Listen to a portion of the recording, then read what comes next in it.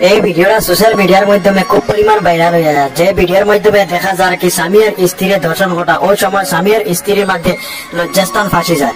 এই ঘটনা এগুলো কোনো মিথ্যা ঘটনা, এই ঘটনাটা বর্তমানে সব থেকে বেশি ট্রেন্ডিং চলে। এই মা স্বামী আর স্ত্রীর দর্শন করার সময় হঠাৎ সময় স্বামী স্ত্রী লজ্জাস্থান ফাঁসি যায়। এরপর পরবর্তী সময় দেখতে পাঠায় না কি অবস্থা বর্তমানে কবিরাজ বলে আইয়া এর বাদে তারা কিন্তু এই জ্বর থেকে ছড়াইতে পারত না।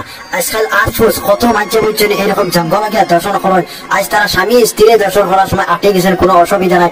আজ যদি এই জায়গার মধ্যে যদি আজ আমরা জঙ্গলের যারা নিয়ে বুঝছেন ব্যবস্থিত খাম করে যদি এরকম আটকে দিত তাহলে কিতাব সমান ছিল মুখ দেখাইতে আসলো।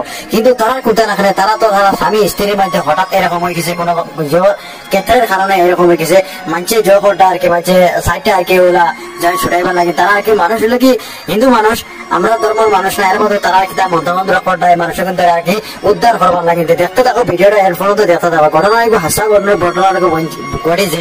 এই ভিডিওটা বর্তমানে সোশ্যাল মিডিয়ার মাধ্যমে খুব পরিমাণ ভাইরাল হয়ে যায়।